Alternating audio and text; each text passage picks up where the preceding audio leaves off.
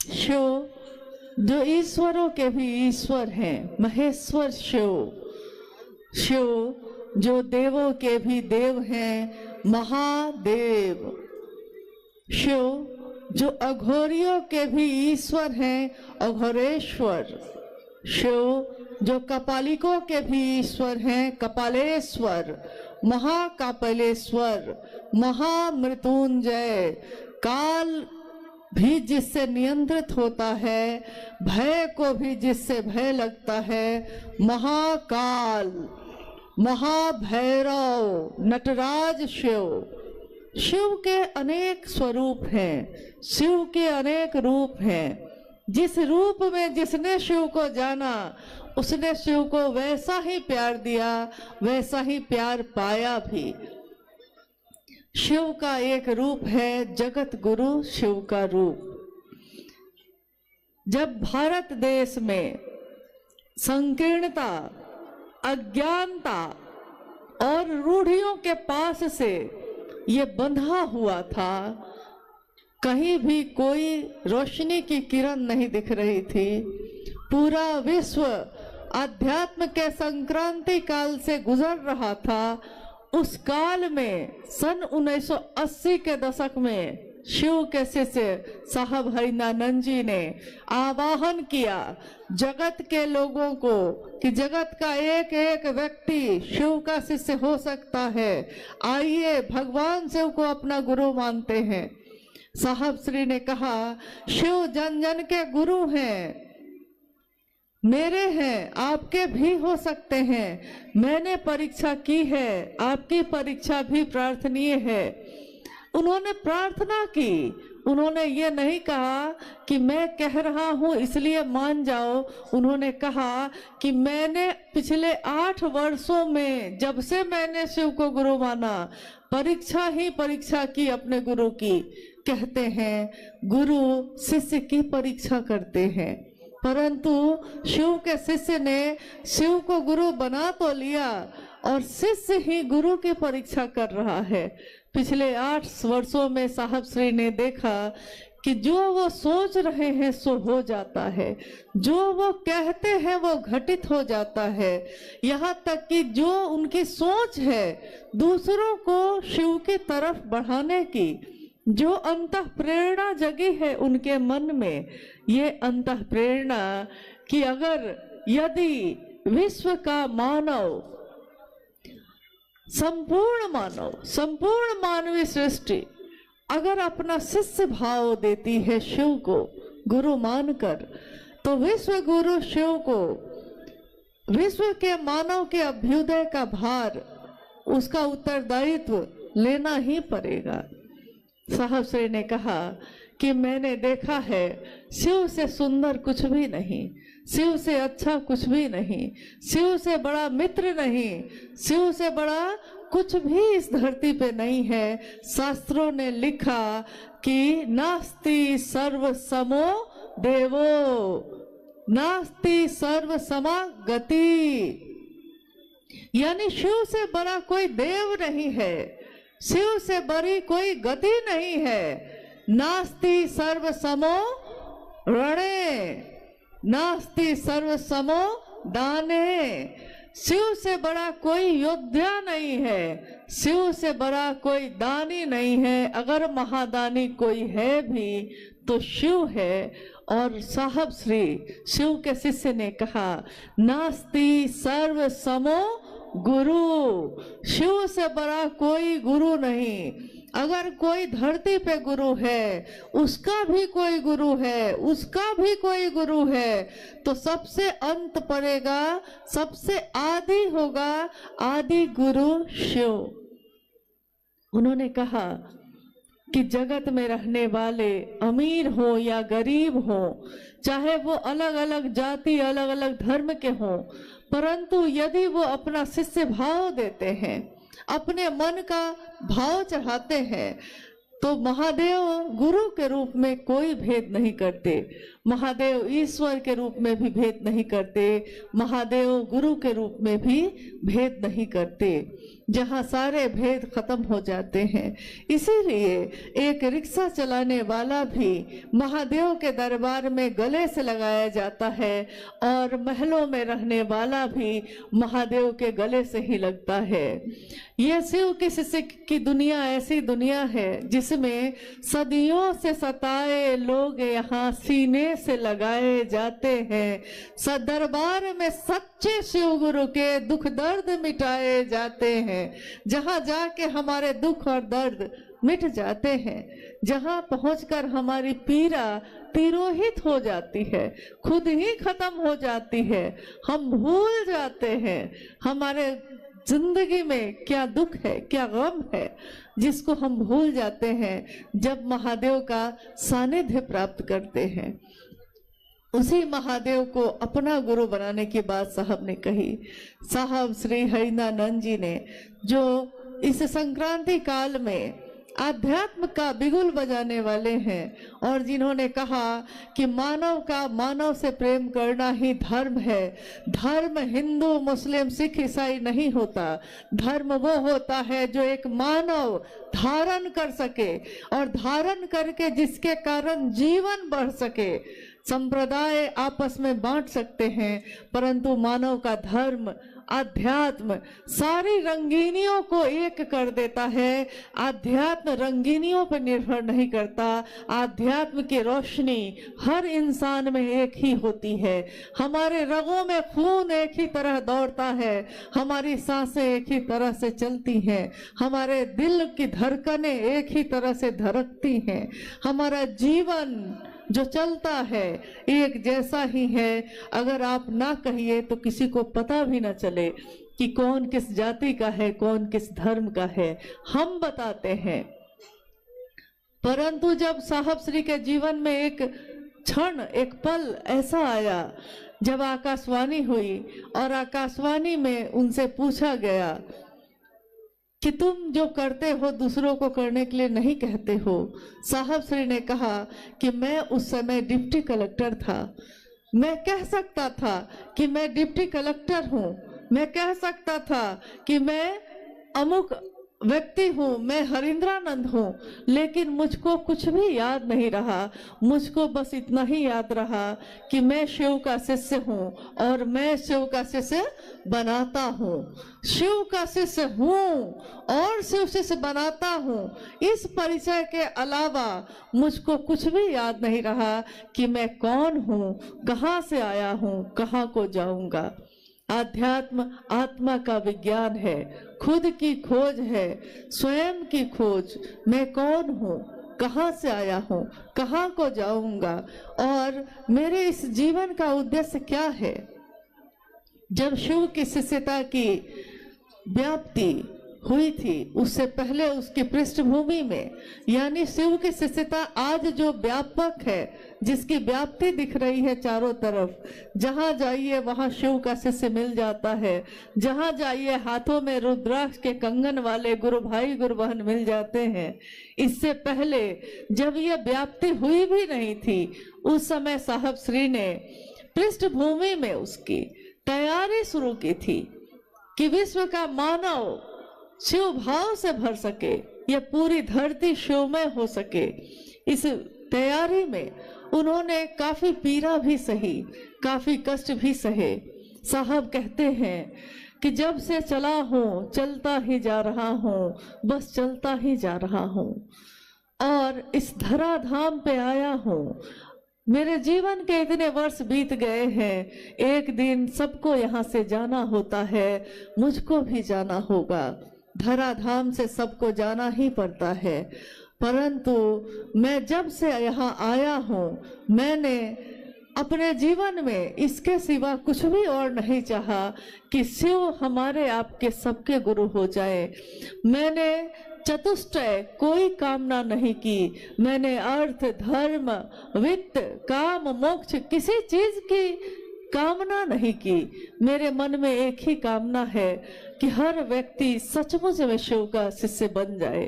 इसके सिवा मैंने शिव से कुछ नहीं मांगा। दुनिया ने शिव से मांगा, दुनिया ने शिव से अपनी मनोकामनाओं की पूर्ति मांगी। उन्होंने उपवास किया, साधना की, उपासना की, मंत्रों का जप किया और महादेव से मांगा। महादेव ने औढ़ दानी के रूप में, ईश्वर के रूप में, समदर्शी होने के रूप में सब कुछ दिया। परंतु महादेव का एक रूप जो ज्ञान देता है, जो ज्ञान दाता का स्वरूप है, उससे विश्व के मानव नहीं जुड़े। साहब कहते हैं कि मुझको पीड़ा है इस बात की, जब इतना सुंदर गुरु है तो क्यों नहीं शिव को ही अपना गुरु बनाया जाता है। और गुरु कोई हो, चाहे वो शरीर में हो, चाहे वो शरीर से परे सूक्ष्माति सूक्ष्म स्वयं ईश्वर हो, गुरु भेद नहीं करता।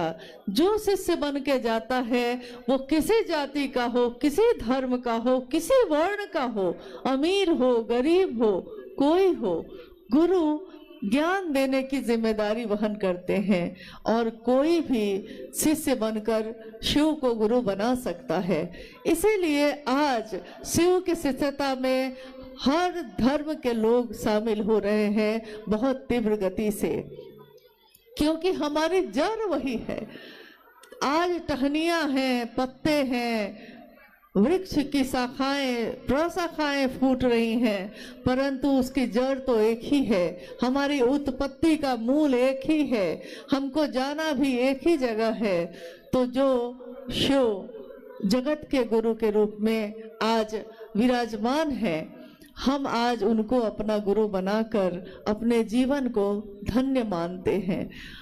कभी हमने सुना था कि राजा भगीरथ ने, जिनके बारे में आपने सुना था या सुना होगा, अपने बड़े बुजुर्गों से सुना होगा, शास्त्रों में पढ़ा होगा, किताबों से जाना होगा, कहानियां सुनी होंगी कि जब माँ गंगा का अवतरण हुआ था यहाँ धरती पे, जब माँ गंगा यहाँ नहीं थी, उससे पहले की घटना है कि एक राजा हुए भगीरथ। राजा भगीरथ के पूर्वज सबका संहार हो गया, सब मृत्यु को प्राप्त हुए, परंतु किसी का उद्धार नहीं हो रहा था। जब उद्धार नहीं हुआ तो लोगों ने सुझाव दिया राजा भगीरथ को कि अगर आकाश गंगा से गंगा नदी धरती पे उतर जाए और उसकी पावन जलधारा में आपके पूर्वजों की अस्थियां अगर भींग जाए, उसमें प्रवाहित हो जाए, तो सबको उद्धार हो जाएगा। लेकिन ये काम बड़ा कठिन है। मात्र माँ गंगा को जमीन पे उतारने की बात हो रही थी, लेकिन बात बड़ी कठिन है, बहुत मुश्किल है, इतना आसान नहीं है। तो राजा भगीरथ ने तपस्या शुरू की माँ गंगा की। कितने वर्षों के कठोर तपस्या के बाद गंगा प्रकट होती हैं। राजा भगीरथ गंगा से कहते हैं कि माँ, आप धरती पे उतर आइए, मेरे पूर्वजों का उद्धार होगा। माँ गंगा कहती हैं, क्योंकि उस समय उनके जल में, उनके जल की धारा में बड़ा प्रवाह है, बहुत तेज है, बहुत तीव्र है वो। तो उन्होंने कहा कि भगीरथ, मैं उतर तो आऊं धरती पे, परंतु धरती में इतनी ताकत नहीं है कि वो मेरे इतने तीव्र, इतनी तेज गति को बर्दाश्त कर सके। अगर मैं इस गति से उतरी धरती पे तो पूरी धरती डूब जाएगी, कुछ भी बचेगा नहीं। इसलिए मैं उतरना तो चाहती हूँ, उतर नहीं सकती, मेरी गति बहुत तीव्र है, इसको पृथ्वी धारित नहीं कर सकेगी। अब भगीरथ बड़े निराश हुए, तो सबने उनसे कहा कि भाई, जब हारे को, जब सब जगह से हार जाता है कोई, तो वो शिव की शरण में जाता है।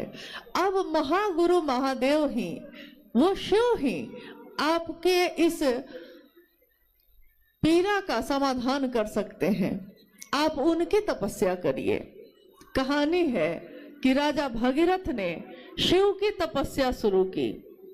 घनघोर तपस्या करते करते एक दिन शिव प्रकट होते हैं, पूछते हैं, भगीरथ क्या चाहिए? भगीरथ कहते हैं कि मुझको माँ गंगा को उतारना है जमीन पे, मगर वो कहती है कि मेरी गति इतनी तेज है कि धरती बर्दाश्त नहीं कर सकेगी महादेव, अब मैं क्या करूं। महादेव ने कहा बस इतनी सी बात है, ये कौन सी बड़ी बात मांगी तुमने। और कहानी है, घटना है कि शिव ने अपनी जटाओं को खोला है और माँ गंगा को कहा है कि उतरो, अपनी तीव्र गति के साथ उतरो, तुम में जितना तेज है, जितनी गति है, उस गति के साथ उतरो। गंगा तीव्र गति से उतरती है, तेज से, अहंकार से भरी हुई कि मुझसे बड़ी गति, मुझसे बड़ा तेज किसी में नहीं है, उतरती चली जाती हैं, शिव की जटाओं में समाती चली जाती हैं और शिव अपनी जटाओं को बांध लेते हैं। गंगा उस जटा में अंदर ही समाहित रह जाती हैं। अब भगीरथ फिर परेशान हुए। भगीरथ ने कहा कि शिव भगवान, आपने तो माँ गंगा को उतारा परंतु अपनी जटाओं में बांध लिया, फिर मेरा क्या फायदा हुआ, मेरे पूर्वजों का उद्धार तो नहीं हुआ। तो कहते हैं, कहानी है ये, कहते हैं कि शिव ने अपनी जटा का थोड़ा सा हिस्सा, बस थोड़ा सा हिस्सा खोला है और गंगा जो इतनी तेज से उतरी थी धरती की तरफ, धीरे धीरे धीरे धीरे पतली सी गंगोत्री में उनकी धारा है, पतली सी धारा धीरे धीरे धीरे धीरे धरती पे उतरी है और आगे जाकर बहुत चौड़ी होती चली गई है, लेकिन वो प्रवाह शांत हो गया है। तो आज भी लोग भगीरथ का नाम लेते हैं, आज भी लोग कहते हैं कि हे भगीरथ राजा ऐसे थे जिन्होंने गंगा को उतारा शिव की जटाओं में, शिव की जटाओं से गंगा धरती पे उतरी। आप गौर कीजिए, साहब हरिंद्रानंद जी ने क्या किया। साहब हरिंद्रानंद जी ने अपने मन को साधा, उन्होंने शरीर से कोई तपस्या न की, लेकिन उन्होंने अपने मन को तपा दिया इस बात के लिए कि शिव, साक्षात शिव धरती पे उतर जाए। एक गंगा को उतारने में तो भगीरथ की हालत खराब हो गई और यहाँ स्वयं शिव को ही जमीन पे उतारने की बात उन्होंने की। स्वयं शिव जब जमीन पे उतरते हैं तो जगत का एक एक व्यक्ति शिव बन के चलता है। वो बोलता है तो लगता है शिव बोल रहे हैं, उसको देख के लगता है कि शिव को देखा जा रहा है। शिव अपनी शक्तियों से जाने जाते हैं, शक्तियां ही शक्तियां हैं शिव की, परंतु संयमित हैं, किसी का तेज नहीं, किसी की गति तीव्र नहीं, सारे लोग शांत हैं, अनुशासित हैं और संयमित हैं। स्वागत करते हैं हम उस युग पुरुष का, स्वागत करते हैं हम अपने साहब हरिंद्रानंद जी का। स्वागत है हे युग पुरुष तुम्हारा, तुमने जमीन पे शिव गुरु को उतारा, तुमने उस शिव को सबके लिए उतारा। एक भगीरथ ने अपने पूर्वजों के उद्धार के लिए उतारा था, साहब हरिंद्रानंद जी ने पूरे विश्व के लिए उतारा। उन्होंने कोई भेद नहीं किया, जिस तरह शिव भेद नहीं करते, शिव के लोग भी भेद नहीं करते, उन्होंने सबके लिए शिव को उतारा है। इसीलिए आज हर व्यक्ति ये कहता है कि शिव मेरे गुरु हैं, शिव होंगे सबके परंतु मेरे भी हैं। साहब ने कहा कि मैं जो इस धरती पे आया हूं, मैं जो शिव का शिष्य हूं, इस धरती के रहने वालों को अच्छे बुरे की समझ देके जाऊंगा, दूसरों को परखने की नजर देके जाऊंगा। अच्छे बुरे, अच्छा क्या है, बुरा क्या है, क्या मेरे जीवन के लिए सुंदर है, क्या मेरे जीवन के लिए अच्छा नहीं है, उन्होंने कहा, अच्छे बुरे की समझ देके जाऊंगा, दूसरों को परखने की नजर देके जाऊंगा। यारों, मैं इस जमाने का संग तराश हूँ, जमाने का, एक पत्थर का नहीं। एक पत्थर को मूर्तिकार तराश कर मूर्ति बना देता है। बेकार पड़े पत्थर को भी मूर्ति बनने पे मूर्ति वंदनीय होती है, मूर्ति पूजी जाती है। परंतु साहब हरिंद्रानंद जी शिव के शिष्य ने तमाम विश्व को, जमाने को, पूरी दुनिया को कहा कि मैं इस जमाने का संग तराश हूँ, पूरे जमाने को ही मूर्ति का रूप देने वाला मैं शिव का शिष्य, पत्थरों को भी बोलने का हुनर देके जाऊंगा। पत्थर को भी जिसने बोलना सिखा दिया। हम लोगों के जीवन में जो हमारा जीवन शून्य था, कोई जीवंतता नहीं, कहीं कोई हलचल नहीं, हम जी तो रहे थे, बस अपने जीवन को काट रहे थे। उस जीवन को एक लक्ष्य दे दिया, एक उद्देश्य दे दिया।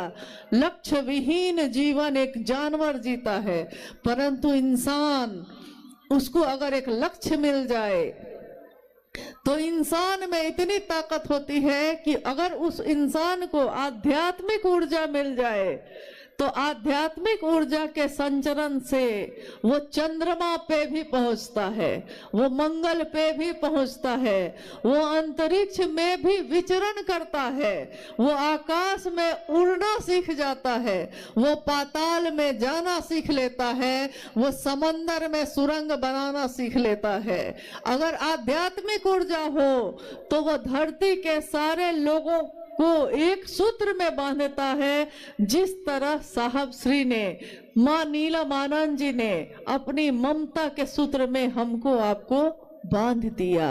अलग अलग पत्थर हैं हम, अलग अलग मोती हैं हम, सबके अलग विचार हैं, सबकी अलग सूरत है, सबकी अलग सीरत है, परंतु अलग अलग सूरत और सीरत के लोगों को उन्होंने धागा एक ही है, एक धागे में पिरो दिया।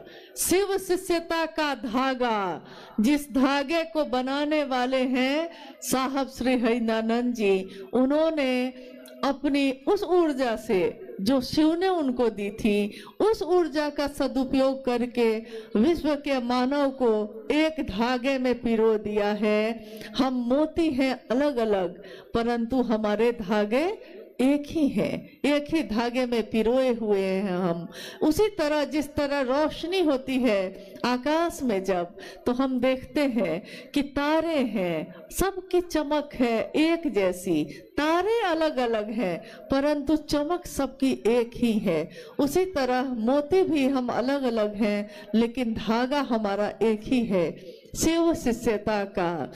और शिव की शिष्यता मेरे मन प्राण में स्वस्फूर्त जागरण हो जाए, उसका जाग जाए मेरे मन में, इसके लिए उन्होंने दिया पहला सूत्र, जिसमें हम कहते हैं, हे शिव आप मेरे गुरु हैं, मैं आपका शिष्य हूँ, मुझ शिष्य पर दया कर दीजिए। अभी हाल में मैंने एक जगह सुना, सीतामढ़ी और मुजफ्फरपुर के बॉर्डर पे कुछ जगहों पे एक इक्का दुक्का लोग हैं जो लोगों को समझा रहे हैं कि साहब ने जो पहला सूत्र दिया है उसमें हमको बोलना है, हे शिव आप मेरे गुरु हैं, मैं आपका शिष्य हूँ, सब शिष्यों पे दया कर दीजिए। तो मुझको याद आया, जब किसी ने ये कहा तो मुझको याद है कि साहब श्री ने अक्सर ये बात कही कि तीनों सूत्रों के निरूपण में जो मेरी अनुभूति है, मैंने तीनों सूत्रों के माध्यम से दिया है, तीन सूत्र में या शिष्यानुभूति जो मैंने लिख दी है, आओ चले शिव की ओर जो मैंने लिख दी है, साहब श्री ने कहा उसमें एक बिंदु, एक कॉमा का परिवर्तन करना भी विनाशकारी साबित हो सकता है, क्योंकि अर्थ बदल जाएंगे। अगर वाक्य बदला तो उसके अर्थ बदल जाएंगे, और साहब ने जो वाक्य दिया है उसके सिवा उसका अर्थ दूसरा कुछ करना हमारे लिए हितकारी नहीं है, ये उचित नहीं है। इसलिए पहला सूत्र उन्होंने दिया, हे शिव आप मेरे गुरु हैं, मैं आपका शिष्य हूँ, मुझ शिष्य पर दया कर दीजिए। मुझ शिष्य यानी मेरे अपने बात हो रही है, मुझ में शिव का प्रकटीकरण हो जाए, स्वस्फूर्त जागरण हो जाए। इस जागरण के लिए शिव की शिष्यता में पहला सूत्र है। दूसरा सूत्र भी हम जब करते हैं, महादेव की चर्चा, महादेव की चर्चा की धूम है। महादेव की चर्चा में चर्चा महादेव के लिए की जाती है, चर्चा सुनी भी जाती है महादेव के लिए, कही भी जाती है महादेव के लिए। यहाँ कोई गुरु नहीं है, यहाँ कोई विद्वान नहीं है, यहाँ कोई प्रवचन करता नहीं है, यहाँ शिव के शिष्य जमा हुए हैं, शिव की बात हो रही है। शिव की चर्चा कहना और सुनना शिव के लिए होता है, ये तमाशा नहीं है। भीड़ इकट्ठी करना साहब का मकसद नहीं है, उनका ये मकसद नहीं है कि हंगामा खड़ा कर दूं मैं, उन्होंने कभी ये नहीं चाहा। इसीलिए शिव के शिष्य चाहे हजारों की संख्या में इकट्ठे होते हैं, लाखों की संख्या में इकट्ठे होते हैं, परंतु संयमित होते हैं, अनुशासित होते हैं, हंगामा नहीं करते, वो धीरे धीरे सहज बन के अपने पांव को रखते हैं। उन्होंने कहा कि दूसरा सूत्र ध्यान की अनुपम विधा है। ये एक ऐसी विधा है जिसको बोलने वाला जो बोल रहा है उसका मन भी अगर शिव के पास से हट गया वो बोल नहीं सकेगा। सुनने वाले का मन भी अगर शिव की परिधि से बाहर हो गया वो सुन ना सकेगा। तो बोलने वाले का मन भी, सुनने वाले का मन भी शिव की परिधि में रहना बहुत जरूरी है, अनिवार्य है। इसीलिए महादेव से दया मांगकर ही महादेव की चर्चा करिएगा, ताकि मेरा मन हमेशा शिष्य बनकर उनकी महिमा का गान गाता रहे, मेरे गुरु शिव सबके हो जाए, इसका काम हमारे आपके इस शरीर से होता रहे, इसी की कामना है। तीसरा सूत्र जिसमें साहब श्री ने कहा कि शिष्यता के भावांतरण के लिए शिव के गुरु स्वरूप को प्रणाम निवेदित करना आवश्यक है।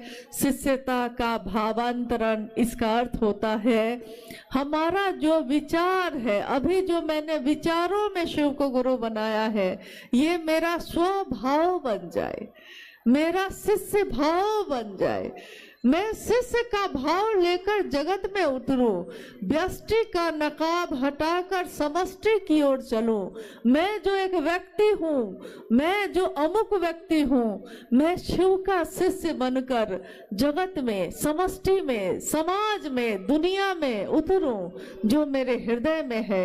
अगर मेरे हृदय में शिव की रोशनी का दिया, शिव के ज्ञान का दिया जल रहा है, तो मैं उस ज्ञान के दिए को लेकर धरती पे उतरूं, समाज में उतरूं, ताकि समाज में जो आध्यात्मिक और मानसिक अंधेरा छाया हुआ है उसमें रोशनी लाई जा सके। वो अंधेरा स्वतः दूर हो जाता है रोशनी के आने से। अंधेरा रहता ही है, हमेशा रहता है, शाश्वत है वो, परंतु एक रोशनी की किरण आते ही तमाम अंधेरे दूर हो जाते हैं। जिस तरह परसों जब हम लोग पटना उतरे, रांची से पटना आए, पटना से मुजफ्फरपुर पहुंचे, परसों हम लोग जब उतरे तो चारों तरफ कुहासा ही कुहासा था, चारों तरफ अंधेरा ही अंधेरा दिख रहा था। गाड़ी जो चल रही थी उसकी रोशनी भी बड़ी मुश्किल से कुछ दूर तक दिख रही थी, और उसी समय से हम लोग मन ही मन इस बात की प्रार्थना करने लगे कि महादेव का काम है, पता नहीं महादेव की दया कैसी होगी, कैसे इस कार्यक्रम को निकाला जा सकेगा, लोग कैसे सुरक्षित आएंगे, लोग कैसे जाएंगे। कहीं मैदान में अगर थोड़ी दूर भी दिखाई न दिया तो लोगों को कितनी असुविधा हो जाएगी। तो मन ही मन हम सब ने महागुरु महादेव से प्रार्थना की, महादेव की असीम दया से आज सुबह से मौसम देखिए कैसा है। आज सुबह से अपने सूरज अपनी रोशनी को बिखेर रहा है। उस सूरज को धन्यवाद है जिसने शिव के शिष्यों की मदद की। जिसने शिव की शिष्यता की इस पावन जलधारा को और अपनी तपिश देकर और सुंदर कर दिया। महादेव की दया पल प्रतिपल चमत्कार के रूप में हमारे आपके जीवन में उतर रही है, परंतु हम देखना नहीं चाहते। हमारे सामने पल प्रतिपल हम जीवित हैं, सांस लेते हैं। ये दुनिया का सबसे बड़ा चमत्कार है। एक कैमरा जो सामने लगा है उसके लेंस की भी एक क्षमता है, इंसान के आंखों के लेंस की कोई क्षमता नहीं है। कोई कंप्यूटर, कोई मॉनिटर, कोई मोबाइल, उसकी भी एक क्षमता है। इंसान के इस दिमाग की अनंत क्षमता है, क्षमता उसकी सीमित नहीं है।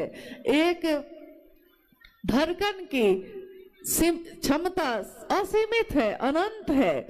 यानी महादेव ने जो बनाया है, महादेव से बड़ा वैज्ञानिक भी कोई नहीं, महादेव से बड़ा बुद्ध भी कोई नहीं, महादेव से बड़ा वैद्यनाथ भी कोई नहीं। और वो महादेव मेरे आपके गुरु हुए हैं। महादेव के इस गुरु स्वरूप की व्याप्ति हम दुनिया में कर सकें, इसकी कामना करिए। साहब और दीदी का आशीर्वाद सभी शिव शिष्यों के साथ है।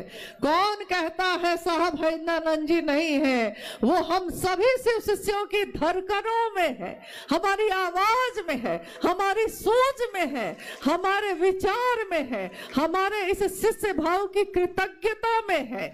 वो शिव हमारे दिल में बैठे हैं और हमारे साहब और दीदी दोनों शिव के साथ ही हमारे हृदय में विराजमान है, सदैव रहेंगे। आने वाली पीढ़ी भी उनको कभी भूल न सकेगी। आने वाली पीढ़ी, हमारा शरीर का लय होगा, आपके शरीर का लय होगा, परंतु शिव शिष्यता का लय कभी नहीं होगा। हमारी गणना है 1 साल, 2 साल, 5 साल, 1000 साल, मनवंतरों तक शिव की कोई गणना नहीं है। शिव का कोई साल नहीं, शिव का कोई वर्ष, शिव के दिन, शिव की दोपहर, शिव की शाम नहीं।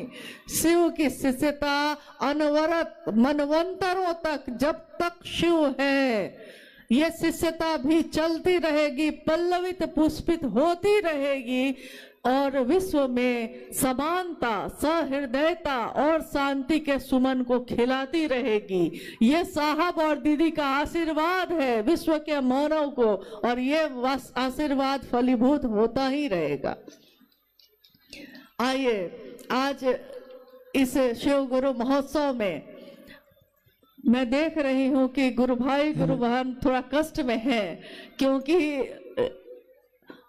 अनुमान से ज्यादा गुरु भाई गुरु बहनों की उपस्थिति है। मैं आपसे निवेदन करती हूँ कि आप जहाँ हैं वहाँ स्थिर से थोड़ी देर और रहिए। थोड़ी देर अभी कार्यक्रम चलेगा और जल्दी ही हम लोग समापन करेंगे, ताकि शिव के शिष्य सही समय पे अपने गंतव्य, अपने घर को वापस पहुंच सके, सुरक्षित पहुंचे। कभी भी साहब ने ये नहीं चाहा कि शिव के शिष्यों को कष्ट हो, हमेशा उन्होंने आपका, हमारा सुरक्षित जीवन मांगा। इसलिए सभी के जीवन को सुरक्षित रखना भी हमारा कर्तव्य है। आइए हम लोग कुछ जिज्ञासाओं पे बात कर लेते हैं, अगर जिज्ञासा आई है। दीदी से निवेदन है। अच्छा, एक जिज्ञासा आई है। स्वर्णा कुमारी, शिष्ट भाव प्रगाढ़ होकर व्यक्ति के स्वभाव हो जाए, ये स्थिति सामान्य नहीं है। ये शिष्य अनुभूति में साहब ने लिखा है, ये सामान्य नहीं है, ऐसा उन्होंने लिखा। हाँ, शिव शिष्यता का भाव प्रगाढ़ होकर, प्रगाढ़ का अर्थ होता है गहरा, मजबूत, प्रगाढ़ होकर, गहरा होकर, मजबूत होकर मेरा स्वभाव बन जाए। यानी ऐसा नहीं देखा देखी नहीं, मैं नहीं कहता देखा देखी सुनी सुनाई, मैं कहता आंखन देखी। यानी मैं खुद में महसूस कर लूं, मेरा स्वभाव बन जाए शिष्य का भाव। इसी के लिए, शिष्यता के भावांतरण के लिए ही उन्होंने तीसरा सूत्र दिया है, शिष्य भाव मेरा स्वभाव बन जाए। जिस तरह मेरा स्वभाव है, मैं किसी की पुत्री हूँ, मैं किसी की बेटी, किसी की पत्नी, किसी की बहू, किसी की माँ हूँ, ये मेरा स्वभाव है। मेरी पुत्री मेरे पास बैठी है, मेरे मन में इसके लिए ममता फूटे, इसके लिए मैंने कोई तपस्या नहीं की। जिस दिन इसके आने की खबर हुई, जिस दिन मुझको सूचना हुई कि मैं माँ बनूंगी, मेरे मन में माँ का स्वभाव स्वतः प्रकट हो गया और स्वतः मेरे मन में ममता हिलोरे लेने लगी।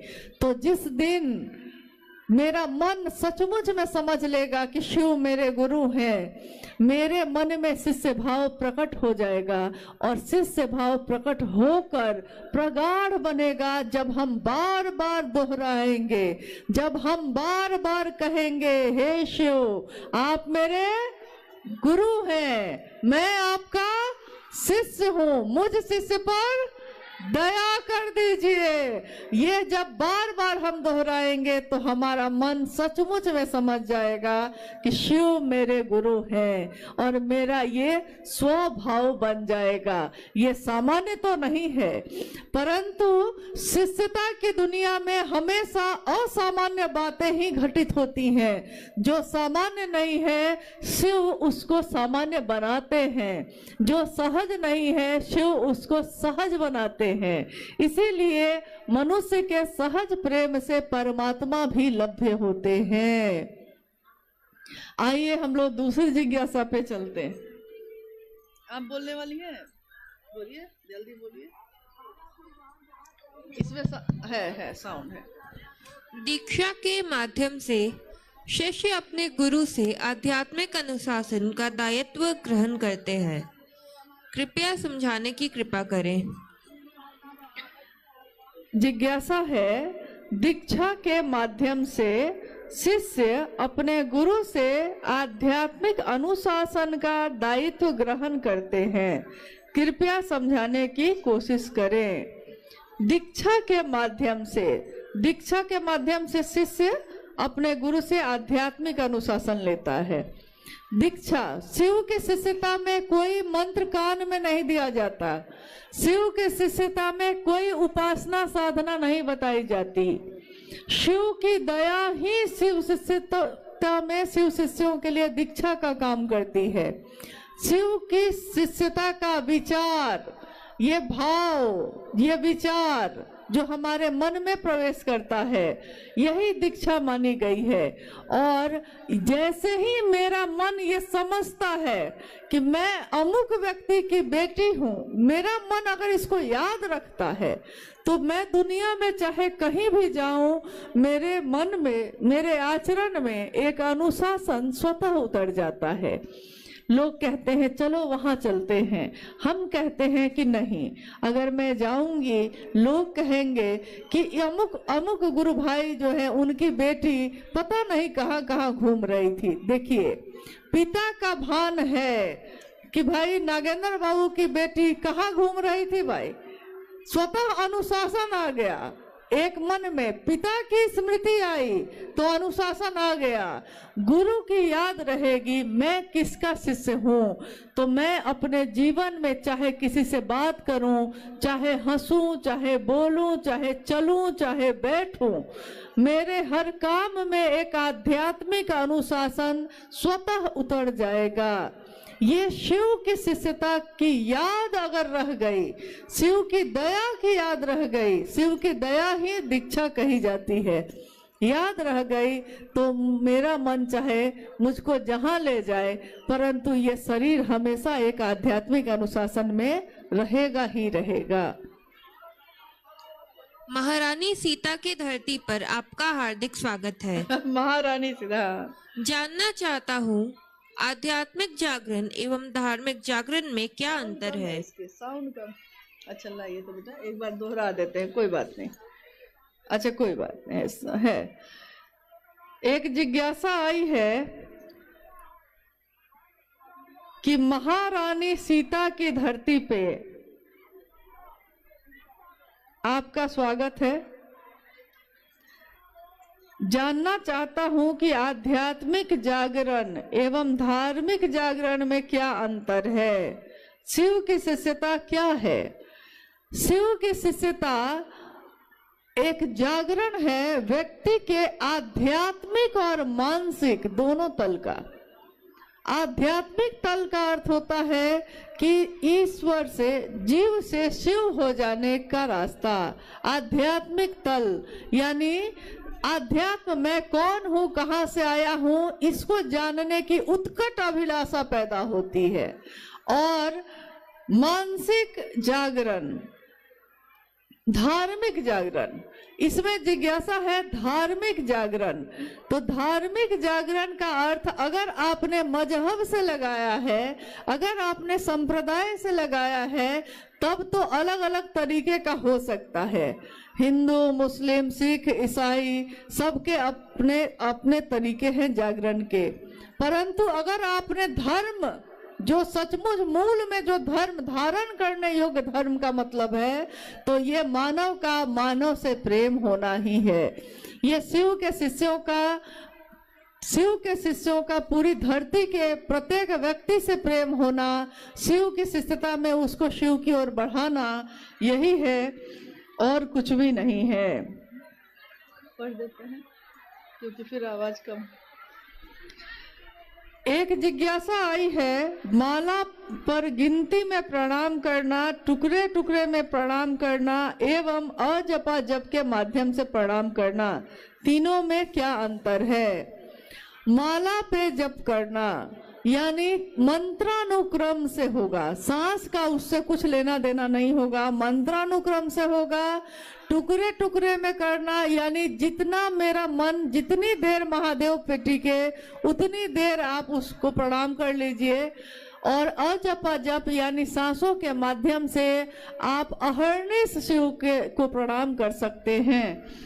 सांसों की माला पे जपलू में शिव का नाम, सांसों की माला पर श्वास श्वास में नाम ले, वृथा श्वास मत खो, ना जाने इस श्वास का फिर आना हो ना हो। हर सांस में उस शिव का नाम ले सके, शिव का प्राण मंत्र जो नमः शिवाय है उसका उच्चारण कर सके, उसको अनुभूत कर सके, इसकी कोशिश करनी है। जिज्ञासाएं बहुत सारी आई है और मुझको लगता है कि शिव शिष्य होने की घोषणा भी आई होगी। शिव शिष्य बनने की घोषणा के लिए भी बहुत सारे नाम आए हैं। जिज्ञासा बहुत सारी है, बनो तो शिव, रहो तो शिव और जियो तो शिव। साहब श्री का कथन है, माँ दीदी नीलमानंद जी की ममता ये पुकार के कहती है, और साहब का ये कथन ये कहता है कि बनना ही चाहते हैं, कोई डॉक्टर बनता है, कोई इंजीनियर बनता है, कोई मास्टर बनता है। अरे बनना ही है तो सबसे सुंदर पक्ष जो है वो पक्ष है जीव का शिव हो जाना। तो सबसे सुंदर पक्ष को लेकर बनिए। कोई पूछे कि कौन है आप, तो आप क्या कहिएगा? कोई पूछे कौन है आप क्या कहिएगा? मैं कौन हूँ? मैं शिव का शिष्य हूँ। कोई पूछे रहते हैं कैसे रहते हैं, तो कहिए कि मैं पीता वारी प्रपातों पे, मैं सोता चट्टानों पे। जैसे शिव बैठे हैं चट्टानों पे, जैसे शिव न्यूनतम व्यवस्था में भी सुखी रहा जा सकता है सिखाते हैं। जो तीनों लोगों का वैभव देने वाले शिव हैं, वो सिखाते हैं कि न्यूनतम व्यवस्था में भी सुखी रहा जा सकता है। जियो तो शिव, जियो यानी जीवन को जीने की कोशिश करिए। मौत तो आनी ही है, एक दिन आके रहेगी। मौत महबूबा है, अपनी एक दिन गले से लगाएगी, परंतु जीने की कोशिश करिए। चाहे थोड़ी भी सुविधा हो, जीना आपका जीवन सबसे बेशकीमती है। जीवन को जीने के लिए उस महागुरु महादेव से दया मांगिए, प्रार्थना करिए। बहुत सारे नामों की घोषणा यहाँ आई है और इतने नाम को बोलना संभव नहीं है।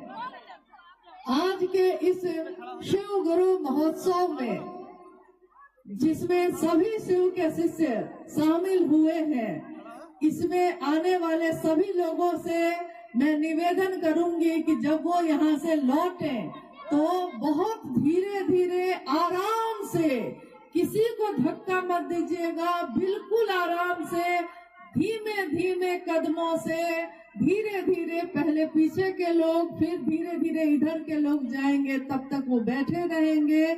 और घोषणा है, जितने भी नाम इस गुरु के मंच पे आए हैं उन सभी नामों की घोषणा हम लोग करते हैं कि आज और अभी से इन सभी भाई और बहनों ने महेश्वर शिव को अपना गुरु बनाया है। इनके नाम की घोषणा शिव के अंतरिक्ष साम्राज्य में प्रेषित की जाती है। कृपया दर्ज हो, जागो जागो महादेव। बहुत धीमे धीमे आप सब यहाँ से प्रस्थान करेंगे। आप सभी के चरणों में मेरा प्रणाम है। कि कालिम्पोंग में शिव चर्चा मैं सुन रहा हूं, लेकिन भरोसा नहीं हो रहा है। क्या शिव जो भगवान है और शिव गुरु दोनों एक है या अलग अलग है? जिज्ञासा है कि शिव की पूजा वो कर रहे हैं, शिव की चर्चा भी सुन रहे हैं, उनको भरोसा ये नहीं हो रहा है कि शिव भगवान है कि शिव गुरु है। शिव भगवान भी है और शिव गुरु भी हैं। मेरे पिता भी हैं कोई और वो मास्टर भी मेरे हैं। ये हो सकता है कि नहीं? ये होता है कि नहीं? होता ही है। तो शिव भगवान है। भगवान के रूप में वो समदर्शी हैं। भगवान के रूप में वो सबके ऊपर एक समान दृष्टि रखते हैं।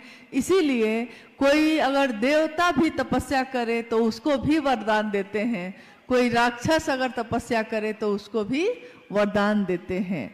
महादेव भगवान के रूप में प्रसन्न होकर वरदान देते हैं। इसमें कोई, महादेव भगवान के रूप में मनोकामनाओं की पूर्ति करते हैं, इसमें भी कोई संशय नहीं है।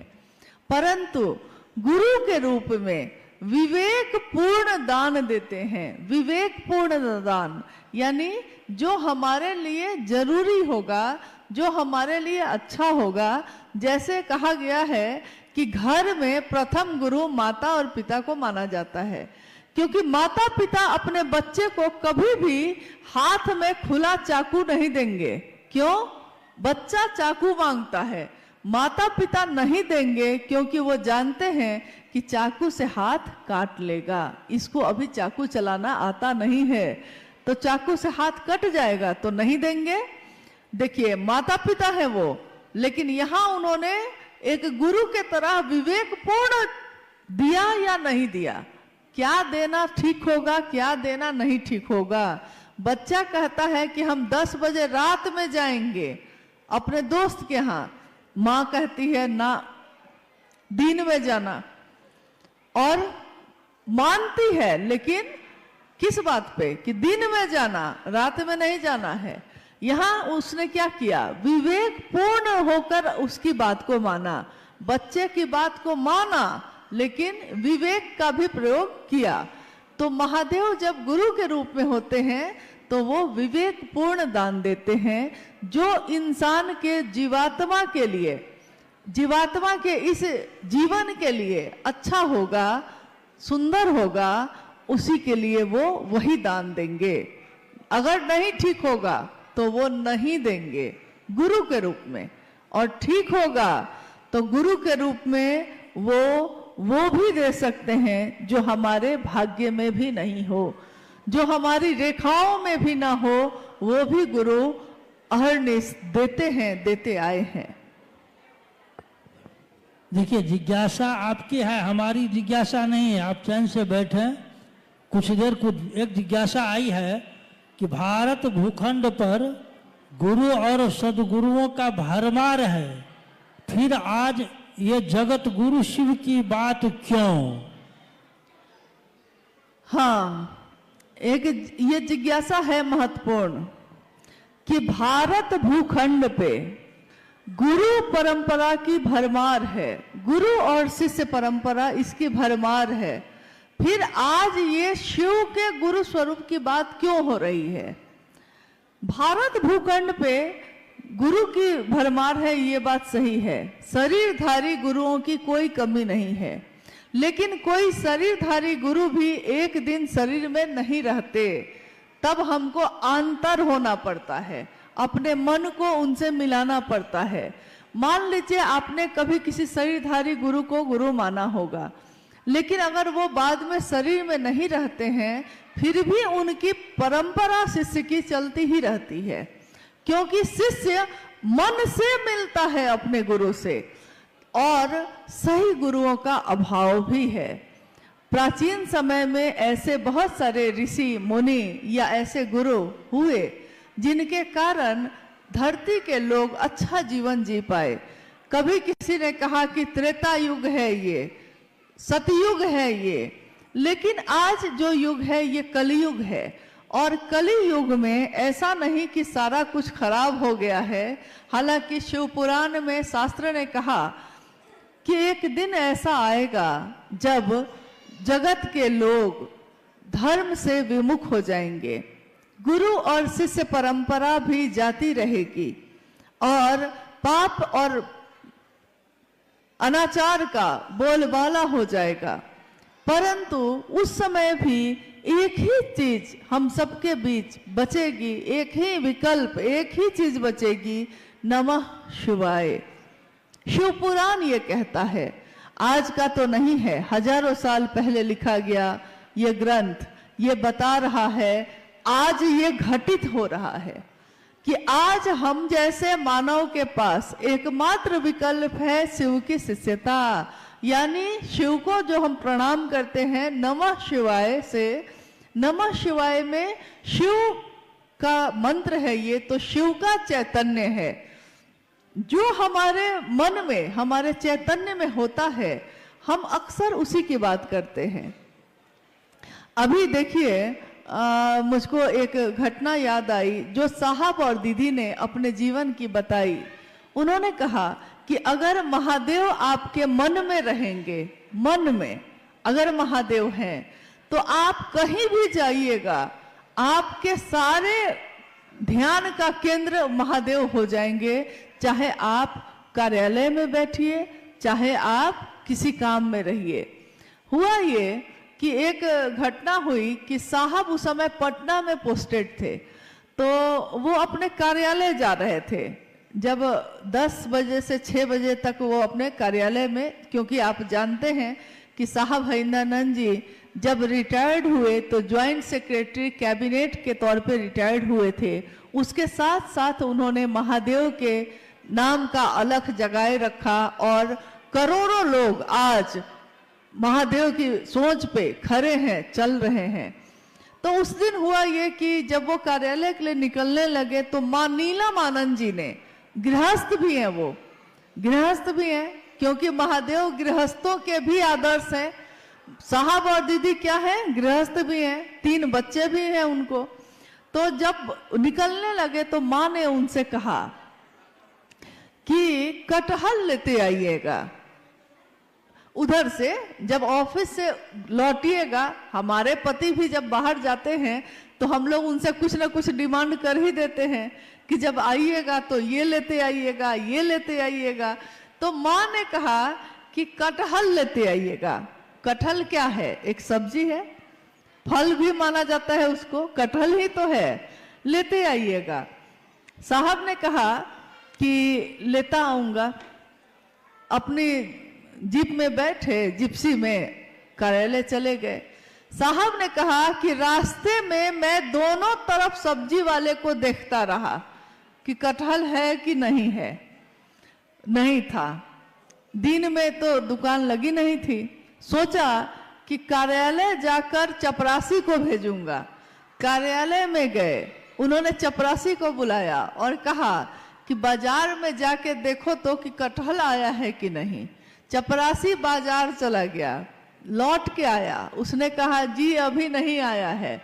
फिर साहब काम में व्यस्त हो गए। फिर अब शाम में जाना है, चपरासी से फिर बुला के कहा अब देखो तो कि आया कि नहीं कटहल बाजार में। चपरासी फिर गया, उसने कहा आ गया है सर। उधर से कटहल लेके आए, गाड़ी में रखी गई। कहा एक ज्वाइंट सेक्रेटरी कैबिनेट और कहा वो कटहल के लिए परेशान हो रहे हैं। साहब ने कहा क्या मैं कटहल के लिए परेशान हो रहा था? नहीं, मेरे ध्यान में नीलम थी, मेरे ध्यान में नीलम थी। तो नीलम ने क्या कहा है ये भी मेरे ध्यान में था। मेरे ध्यान में शिव होंगे तो शिव ने क्या कहा, साहब दीदी ने क्या कहा, ये भी मेरे ध्यान में होगा। तो इसीलिए साहब ने कहा कि वो कटहल मेरे मन में घूमता रहा, जबकि मैं उतना पसंद भी नहीं करता, लेकिन कटहल नीलम ने कहा। महत्वपूर्ण यह है कि किसने कहा। तो यहाँ जब हम शिव को गुरु मानते हैं तो महत्वपूर्ण यह है कि हमने किसके कहने से माना, कौन है जो हमारे दिन और रात में भी हमारा साथ नहीं छोड़ता, जो हमारे चित्त में हमेशा विराजमान रहता है, जिसके लिए हम कहते हैं महादेव साहब दीदी बैठे हैं मेरे सीने में। हम ये कहते ही रहते हैं क्योंकि हमारे मन का ध्यान भी उन्हीं के आसपास घूमता रहता है। तो हमको याद रहता है कि साहब ने क्या कहा, क्यों कहा, क्या करना चाहिए हमको। अगर हमको याद न रहे तो हमको ये भी याद नहीं रहेगा कि उन्होंने क्या कहा। ये याद इसीलिए है क्योंकि वो भी याद है। नहीं, एक जिज्ञासा है, एक ये बहुत सारे गुरु बहनों और गुरु भाई की जिज्ञासा है कि दीदी हम लोग कई बार विचार योजना बनाए कि जाएंगे रांची, नहीं जा पा रहे हैं, रुकावट कहाँ आ रही है? चाहता हूं लेकिन हम लोग रांची नहीं जा पा रहे हैं, कृपया कुछ आप बताएं। जिज्ञासा आपने सुनी है कि जिज्ञासा ये है कि कुछ गुरु बहनों की है कि वो लोग हर कुछ दिन के बाद तैयारी करते हैं कि रांची जहाँ साहब का स्थल है उपवन, हम लोग हर धाम जाते हैं, मेरे साहब की जगह है, हम लोग वहाँ भी जाना चाहते हैं। तो हम लोग तैयारी कर लेते हैं लेकिन जा ही नहीं पाते हैं। तो रुकावट कहाँ आ रही है? रुकावट कहीं नहीं होती। अगर हम किसी पर निर्भर हो जाते हैं तब रुकावट होती है। जैसे जब हम लोगों ने यहाँ आने का प्रोग्राम बनाया तो कुछ लोगों ने कहा कि कलिंगपोंग में बहुत ठंड होगी, दिसंबर में मत जाइए, अप्रैल में जाइएगा। लेकिन चलने वाला जब चल देता है तो वो उसी में एडजस्ट हो जाता है, मतलब ठंड है कि गर्मी है उसी में ढल जाता है। तो हम लोग चले आए। रोकने वाले तो रोकते ही हैं, कहने वाले तो कहते ही हैं। कोई कहता है चल सकते हो, कोई कहता है नहीं चल सकते हो, कोई कहता है जाना चाहिए, कोई कहता है क्यों जाना चाहिए, मत जाइए। लेकिन मेरा मन क्या कहता है? मेरे कौन है वो जिनके लिए हम जाना चाहते हैं, जिनके पास जाना चाहते हैं? साहब और दीदी आज सबके साथ हैं। आप भी तो हम लोग के साथ हैं, तब भी हम लोग आए कि नहीं, आते हैं कि नहीं? कभी सिक्किम आते हैं, कभी सिलीगुड़ी आते हैं, कभी कलिंगपोंग भी आ गए। आज से 15-16 साल पहले साहब के साथ आए थे हम लोग कलिंगपोंग। यहाँ के टाउन हॉल में वो कार्यक्रम किया गया था। आज इतने सालों बाद फिर से कलिंगपोंग में आने का मौका मिला तो सारी स्मृति, सारी बातें याद आने लगी। मुझको याद है कि जब टाउन हॉल से निकलकर हम लोग कार्यक्रम के बाद निकलकर होटल जा रहे थे तो रास्ते में एक फुटबॉल का मैदान था, शायद किसी स्कूल का था, कहाँ का था, कोई फुटबॉल मैदान है, टाउन हॉल से निकलने के बाद रास्ते में था। तो साहब ने कहा कि कलिंगपोंग में महादेव का काम इतना हो कि एक दिन मैं आऊंगा, इस फुटबॉल ग्राउंड में महादेव की चर्चा हो। देखिए इतने साल पहले उन्होंने ये बात कही, लेकिन मुझको ये पूरा विश्वास है कि जो उन्होंने कहा है, कहीं के लिए कह दिया है, तो वो घटित हुआ ही है। चाहे वो 20 साल बाद हो, लेकिन वो हो के रहता है। उन्होंने हमेशा यही चाहा कि हम सभी शिव के शिष्य बने, शिव के बने। यहाँ तो स्थिति ये होती है कि अगर कोई गुरु भाई या कोई गुरु बहन 50 आदमी को जोड़ लेता है और 50 आदमी उसके बात पे चलने लगता है, तो वो समझ लेता है कि ये 50 मेरा आदमी है। तो दूसरा अगर कोई रख दिया चर्चा, तो उसमें कहेगा मेरा लोग नहीं जाएगा, मेरा लोग। जबकि आपने उसको जोड़ा था क्या कह के? आपने तो कहा था शिव का बनना, शिव का शिष्य बनना। तो शिव के लोग ना होंगे, ये मेरे लोग कैसे हो गए? इसका अर्थ है कि मैंने शुरुआत में ही गलत भावना से ये काम किया है। मैंने महादेव के लिए महादेव का काम नहीं किया। जिसने भी, जो भी ऐसा करते हैं, उन्होंने शुरू से ही सोच लिया था कि हमको अपना आदमी बनाना है।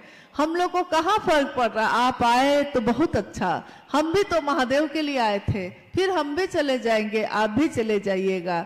कोई ना भी आया तो भी कोई बात नहीं, महादेव उस पे भी दया करे, उस पे भी अपनी कृपा, अपना आशीर्वाद बरसाएं। उनकी दया की बारिश हर व्यक्ति पे हो। हम शिव के शिष्य हैं, हम किसी का अशुभ नहीं सोच सकते, किसी का अहित नहीं सोच सकते, चाहे वो आपके साथ चले या ना चले। कभी शिव के शिष्यों को किसी का अहित नहीं सोचना चाहिए, क्योंकि वो शिव का शिष्य है और अगर उसने सोच लिया तो ऐसा घटित हो सकता है। इसलिए हम लोगों को ये काम कभी नहीं करना चाहिए। दूसरे गाली दे सकते हैं, हम लोगों को नहीं देना चाहिए। दूसरा आरोप लगा सकता है, हम लोगों को नहीं लगाना चाहिए, क्योंकि हम तो जानते हैं कि हम शिव के शिष्य हैं, भले वो जाने ना जाने। एक जिज्ञासा है, गुरु बहनों का कहना है कि दीदी, हम लोगों ने दीदी नीलम आनंद जी को तो देखा नहीं है। 2005 में दीदी नीलम आनंद जी शरीर छोड़ी, आप उनके साथ और साहब श्री के साथ गुजारे हुए अपना कुछ अनुभव सुनाइए। बाप रे बाप, दीदी से अनुभव पूछ रहे, एक अपना कुछ अनुभव बताइए कि आपने क्या अनुभव किया साहब और दीदी को। देखिए, दीदी नीलम आनंद 2005 में 17 जून को शिवलीन हो गई। आज से कितने वर्ष पहले? साहब 4 सितंबर 2022 को शिवलीन हो गए। और आज भी दीदी और साहब हम लोगों के साथ उसी तरह है, जरा भी कम नहीं हुआ है। रफ्तार और बढ़ गई है, नजदीकी और बढ़ गई है। शरीर में रहते जो थोड़ी दूरी भी थी, वो भी अब खत्म हो गई है। आपने जानना चाहा है, आपने पूछा है दीदी नीलम आनंद जी के बारे में। 27 जुलाई 1952 को झारखंड में एक जिला है पलामू, वहां के मनातूगढ़ में दीदी माँ का जन्म एक जमींदार परिवार में हुआ।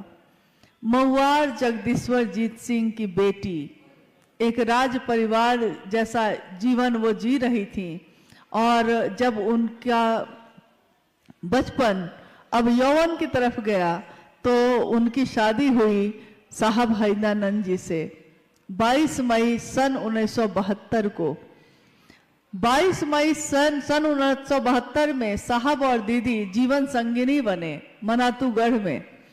और ये वो समय था जब साहब शमशान साधना किया करते थे।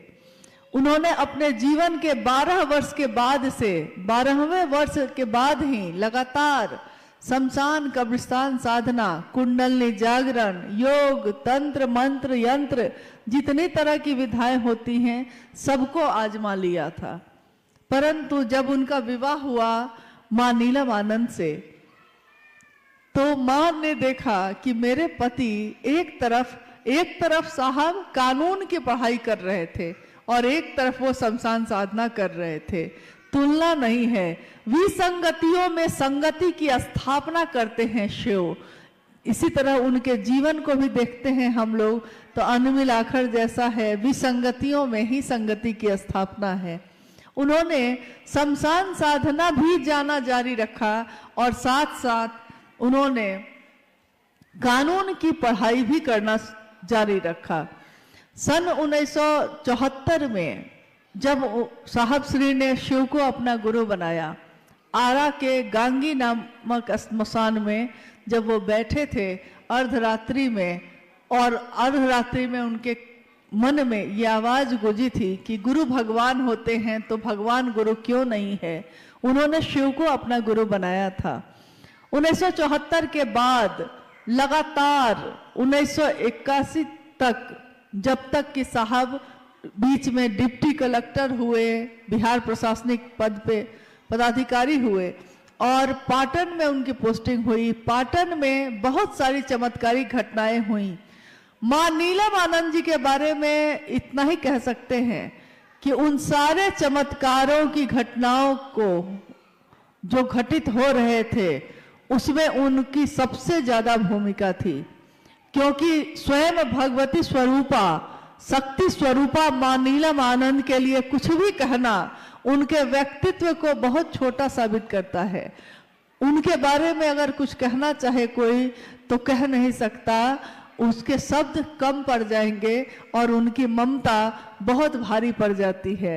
माँ की ममता का कोई मोल नहीं, माँ की ममता शब्दों में बांधी नहीं जा सकती। माँ जो ममता बरसाती है वो ममता ही बरसाती रही। स्वयं उनके शक्ति या उनके आध्यात्मिक जो शक्ति है उसका आकलन कोई करना चाहे तो जगत का लोग नहीं कर सकता, क्योंकि ऐसी कितनी घटनाएं हैं जो ये बताती हैं कि उनके मन से या उनकी बात से क्या हो सकता है, क्या हो जाता है। उन्होंने जो कहा सो घटित हो गया, जो चाहा सो हुआ। उन्होंने कहा था एक दिन जब 13 लोग थे मात्र, शिव गुरु महोत्सव पहला 13 व्यक्ति, और उस दिन साहब ने कहा था कि आज जो 13 लोग हैं एक दिन 13 करोड़ होंगे।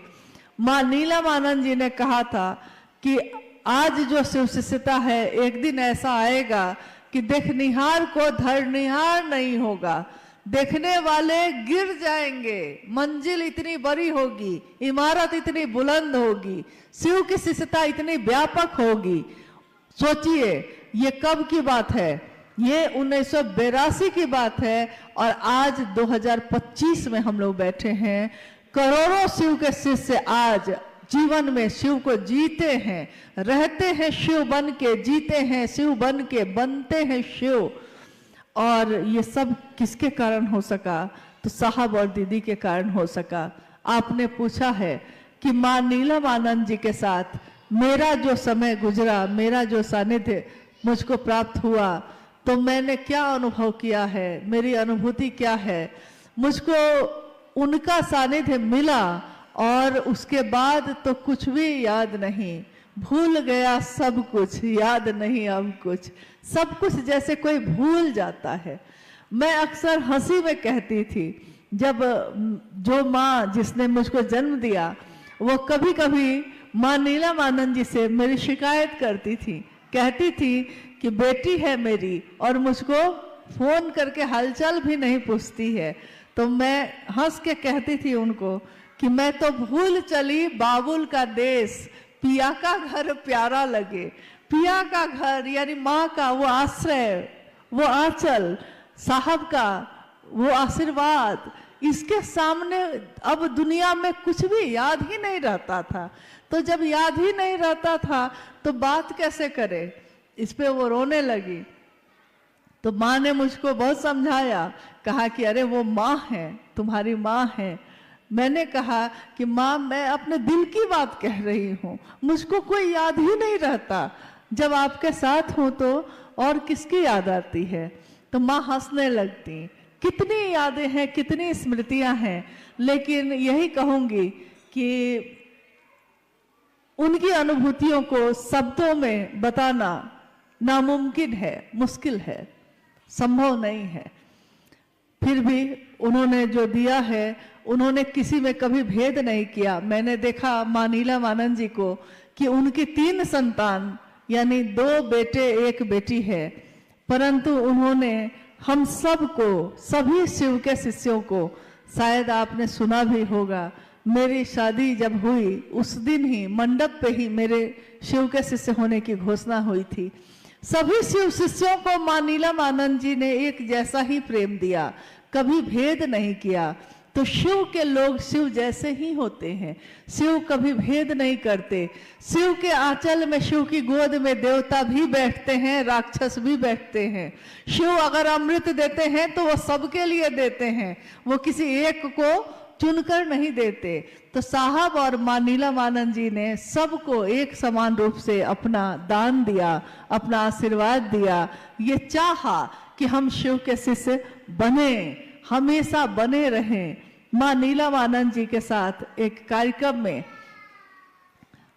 जब ये वो गई थी तो उन्होंने कहा था उस कार्यक्रम में कि मैं शिव की शिष्या हूं, मैं आपके लौकिक कांटों को चुन लूंगी। मतलब आपके जो लौकिक जगत है, सबको कहा कि आप सब जो शिव के शिष्य हैं, आपके जीवन के लौकिक कांटों को, कष्टों को मैं चुन लूंगी, छाया बनकर आपके साथ सदैव रहूंगी, बशर्ते गुरु कार्य में बेईमानी नहीं। ये बात उन्होंने बार बार कही कि एक शर्त एक ही है मेरी कि गुरु कार्य में बेईमानी मत करिएगा, गुरु का काम, गुरु का नाम गुरु के लिए लीजिएगा, गुरु के ही होके रह जाइएगा। और छाप तिलक सब छीनी रे तो से नैना मिला के, हम सारे छाप तिलक जो जगत के हैं भूल जाते हैं जब हमारा मन शिव से लगता है। तो हम सब शिव के शिष्य बने रहें और कुछ नहीं है, हाँ, चलते रहें। जीवन में जब भी मिलना हो इसी तरह गुरु भाई गुरु बहन बन के हम लोग मिलते रहें। कुछ अपने हैं, कुछ क्या कहेंगे, कुछ कांटे हैं, कुछ कलियां हैं, और इन कांटों और कलियों के बीच ही शिव की शिष्यता है। शिव के शिष्यता कीचड़ में कमल के जैसा है। दुनिया अगर कीचड़ है तो शिव की शिष्यता कमल का फूल है। दुनिया अगर कांटे चुभाती है तो महादेव की असीम दया कांटों पे चढ़ के गुलाब को खिलाती है। दुनिया गुलाब को देखती है, कांटों को कोई देखता भी नहीं।